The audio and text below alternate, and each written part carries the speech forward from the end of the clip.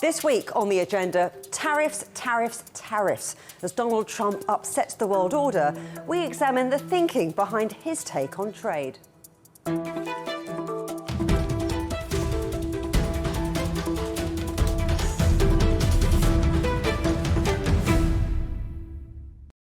He hasn't yet spent 100 days back in the White House, but Donald Trump has already upset the world with his extraordinary approach to trade and tariffs.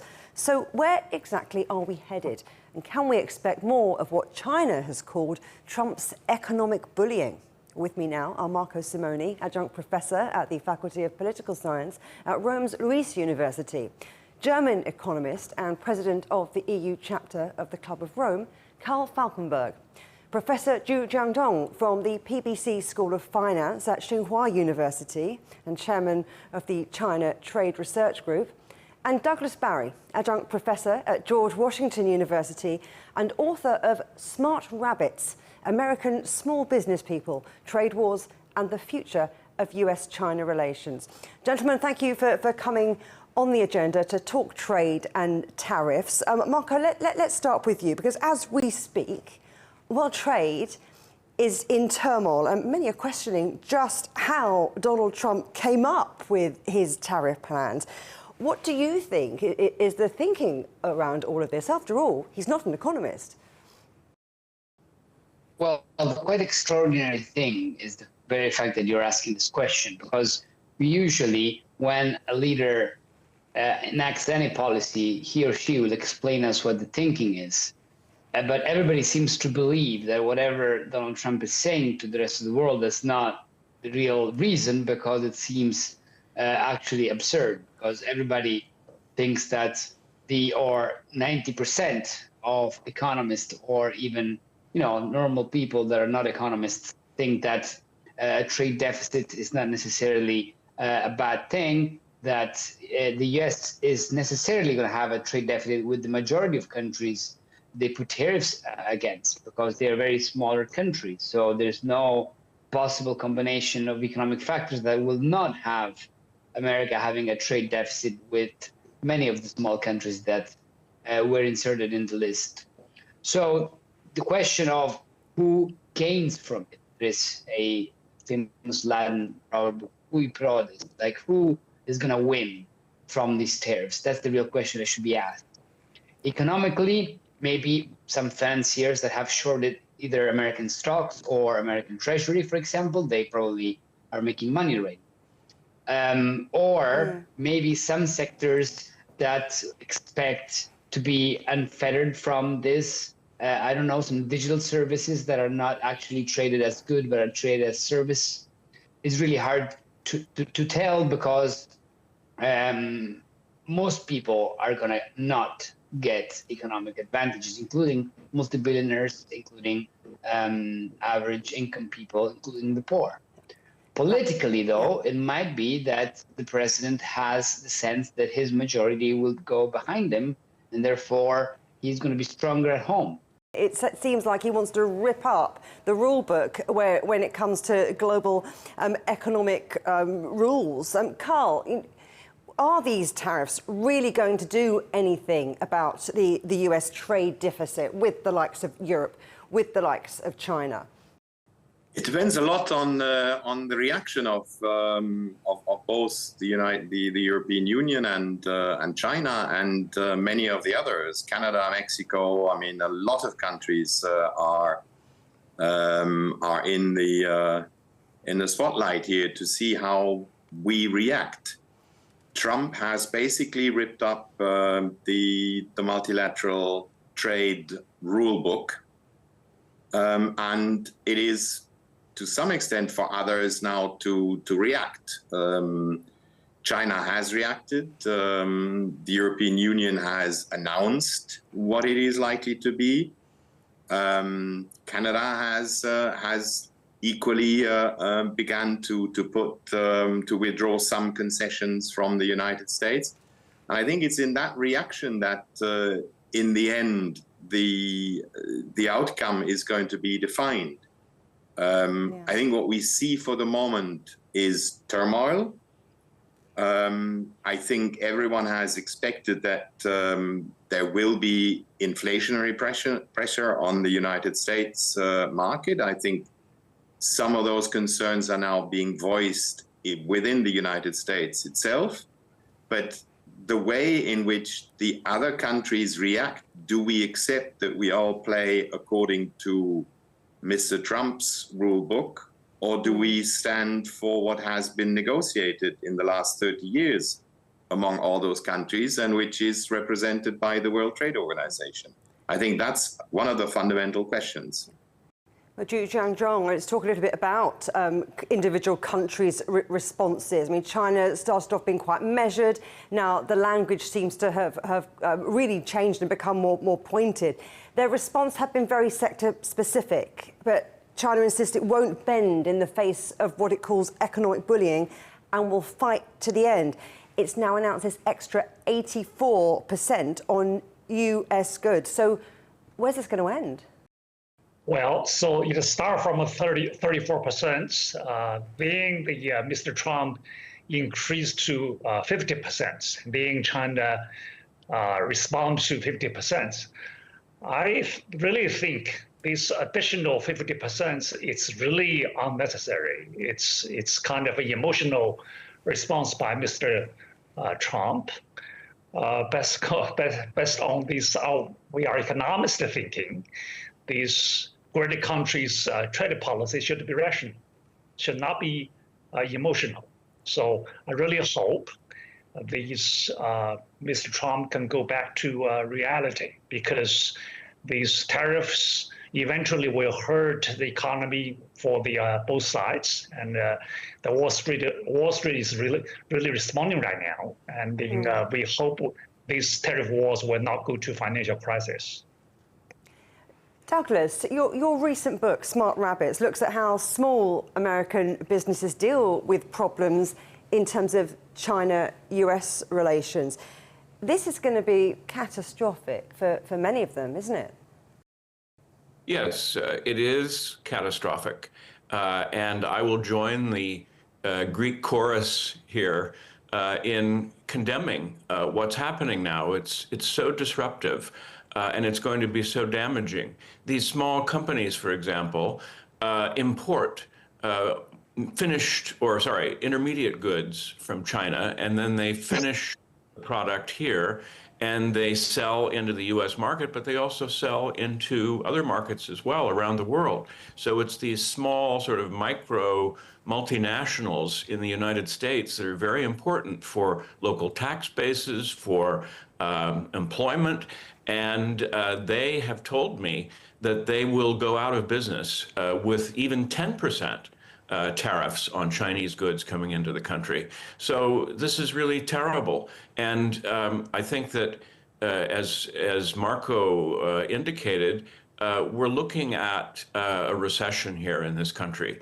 And we're looking at inflation. So prices are going to go up for people, especially those who are the most vulnerable. And this is going to cause a lot of pain. I'm lucky enough to have some money in the stock market for my retirement, which is looming. I got my statement from the group that manages the money yesterday, and I didn't open it. I threw it in the trash because I knew if I opened it, it would be so upsetting that I probably couldn't appear on the program today. So, the pain is going to be very great. But it may be that the U.S. Consumer needs to feel this pain in order to realize how crazy, how disoriented, how delusional these policies are, and the justifications given for what he's doing don't make sense at the end of the day. They really don't. And so I think we have to hit bottom here. But the worry is that other people will also be taken down with us, and vulnerable economies around the world that depend on the U.S. market. There could be political ramifications. It could create certain instability over time, and we're just now beginning to see the potential damage to the world trading system that these actions are going to create. So damage, crazy, delusional. Mark, I can see you nodding away there. And so let's bring you back in, because you're a political economist, and I know you touched on this a little bit earlier, but would you say that Trump's tariff plans are economic in terms of their roots, or political, or something else? I was nodding because I was in agreement, total agreement with what Doug was saying earlier. I think that there is no economic case for what he's doing at all, with the exception, as I said, of somebody who may be shorting some stocks or some treasury bonds. So it is a political consequence of 30 years of dispossession of a part of the domestic electorate in the United States. I think that the middle class in the United States has brought this somehow to the world, because the consequence of what happens to the states don't stay there because of how important are the United States of America for the economy. But I also think that we are not in 1960. We're not even in early 2000s. We're in 2025. And China is not what it used to be 25 years ago. And I think that America is very important, but America, take Italy, for example. We export to America a huge amount of goods. 10% of our exports, and we are a very exporting country. 10% is a lot, but it's not like 100% or 50%.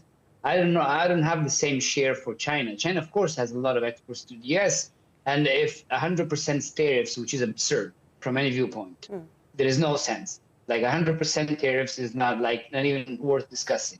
If they're going to stay, of course, trade with China would crash. But the first people who are going to hurt from that are the Americans that are importing partial goods or other type of goods to sell it back to the US. Like Apple is going to lose a lot of money. These are the first people that are hurt, because then China will export more to Italy, and we will open up more between each other and export more to Poland or India. There's a lot of exports that can go on without the United States. Like, the weird thing here is that to have a political reaction here, there's one country that is putting tariffs against all the others, while the other countries, they're still okay with each other as they used to be the day before. So this single country is going to feel a lot of pain. And the important thing, I think, for the global business and political community is, not to overreact. Like, keep cool, turn on the other side. Is like a friend that is self-harming. You're not going to self-harm yourself so that the friend, you just tell the friend, please, can you stop that? It's not good for anybody. But still, go with the other friends and do business with the other friends. It's interesting you say keep cool with what we're seeing, the volatility on financial markets all around the globe. Jiandong, with tariffs for China from the US so high, this is basically a trade embargo, isn't it? How do you see it playing out? Well, so Mr. Stephen Mann, actually, it's the White House, the economic advisor. He discussed this issue, and from his theory, this manufacturing decline in the U.S. is really because there's a strong dollar, and it's the dollar's position as the world, the reserve currency. So these tariffs will not solve the problems of this strong dollar, will not solve the current, these distorted international monetary systems. So to solve these issues, and Mr. Stephen Mann also suggests should go gradually. Gradually, let's say increase 2%, but now it is a sharpie. It is tariff earthquakes that would destroy the global value chain. So it takes time for U.S. economy to readjust, and then also you need to leave time for the world to adjust. So this is just emotional from Mr. Trump's side. I really don't understand. I hope the people, Mr. Trump and the U.S. government, and it can go back to rational. Let's sit down, negotiate, try to find a way to solve the problem. I wonder if you think that that Trump's tariff plans show maybe a misunderstanding of trade deficits and indeed the way that the global economy works? I mean, the confusion is causing mayhem on the markets, isn't it? The nominal tariff rate is relatively low, and that's thanks to the World Trade Organization, which the United States helped set up. We also have 20 free trade agreements with countries, including Canada and Mexico, and that means that there are no tariffs going either direction. So the issue, and the one that needs to be pursued, but it's lost in all of this rhetoric, is the non-tariff barriers that have hurt U.S. companies and have created situations where it's difficult for U.S. companies sometimes to enter certain markets, and in particular China. And that's what the original trade agreement that Trump signed during his first and insisted on during his first administration was to address some of these problems with market access, which China admits it's been slow to open up. And they've been, President Xi has been saying for the last 10 years, we're opening, we're opening, we're opening. Unfortunately, the opening has taken place at such a small rate that it's allowed some of this acrimony and anger to build up in the United States. So that can be addressed, but it's really the non-tariff barriers, I think, is the big issue at the moment. The other point that's worth saying is the justification that Trump has given is, well, we need more manufacturing in the United States. This will create jobs and make Americans richer. In fact, it won't, because in a report this morning, it said that if Apple was to bring back the iPhone manufacturing to the United States, the average price for an Apple iPhone would be $3,000, wow, which is triple the current rate, which is already very expensive. So having these things done, having them made and assembled in China makes great sense. And in fact, the other problem that no one ever points out, and certainly not Trump, though he should know better, is that the majority of the value of the iPhone is really accrues to U.S. investors, because 60% of the value of the phone is U.S. intellectual property, and only 40% is other places. Carl, there's something I want to ask you about, because in a phone call between China's Premier Li Qiang and European Commissioner Ursula von der Leyen this week, they stressed the importance of the EU working together with China to set up a mechanism for tracking possible trade diversion. How do you think that might work, and what opportunities do you think that US tariffs might give to improve relations between the EU and China? An interesting question, but a difficult one to answer. But let me perhaps, in one or two sentences, come back on the overall economics. I don't think that Trump is not knowing what he does or is not rational.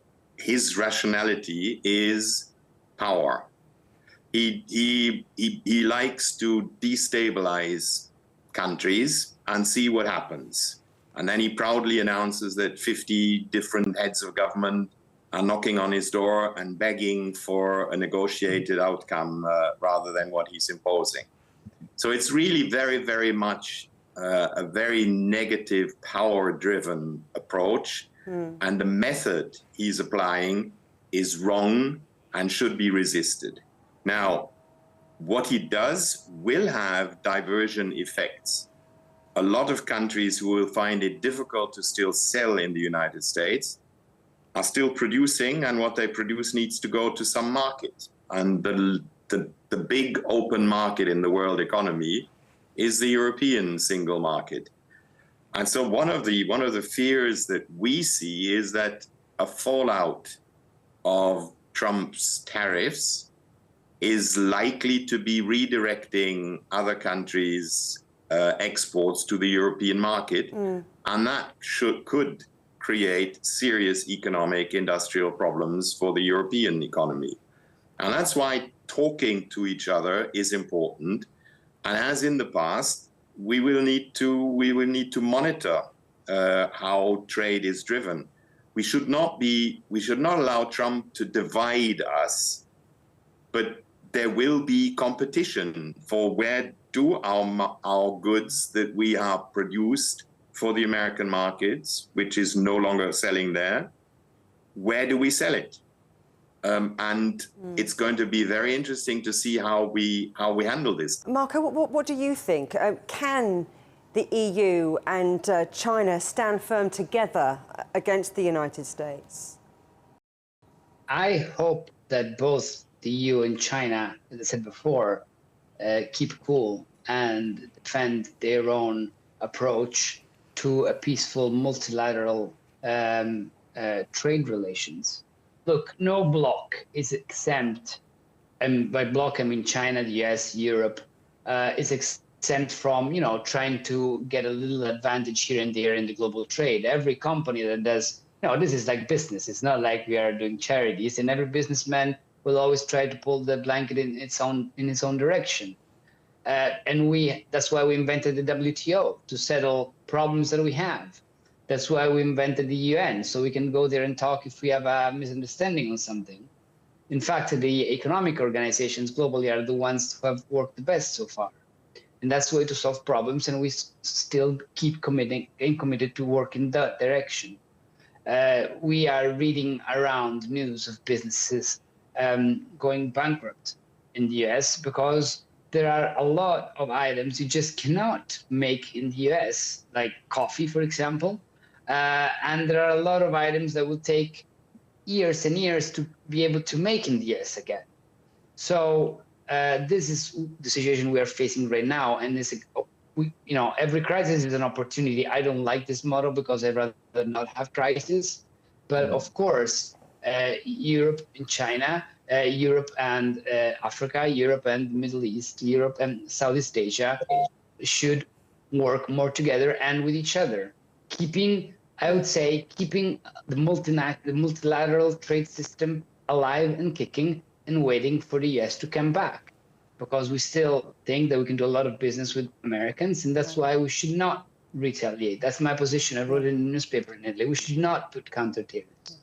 I think that's a bad idea, because we should still keep as much as possible working with our American counterparts and business people that we've been working with for 80 years. Not stop. They're not the problem. An administration making negative choices for everybody. That's the problem. And hopefully with democracy, eventually the problem will be solved.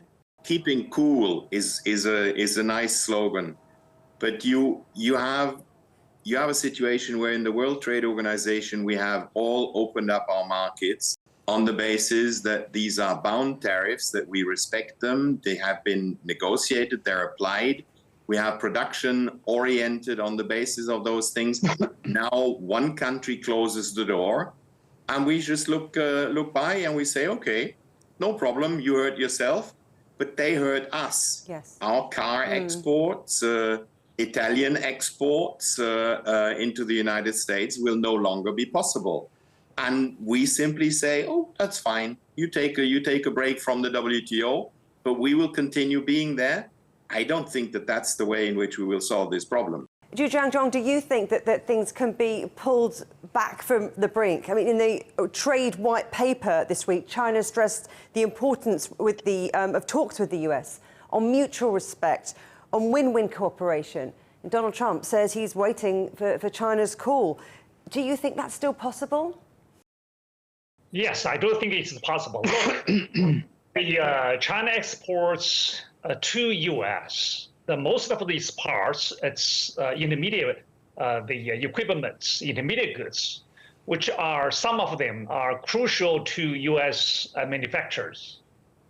Some the intermediate parts which cannot be substituted from other countries. So right now these tariffs increase, and if Mr. Trump is still emotional, maybe may increase more, that's virtually stop the trade between these two big countries. That will make US manufacture at the shock. So that's, I think, this response, I agree, Mr. Trump is emotional, but the US economy is rational. People are rational. People need a normal life. So That's the request for more normal life for the U.S. people will bring these U.S. governments to negotiate with China. So that I think the reality will speak, and it's the slogan in the U.S. Go around for a long time. It's economy. You need look at economy. Economy will speak out loudly. We're talking a lot here about partnerships, about collaboration, and Douglas, in your book, you do highlight how cooperation matters.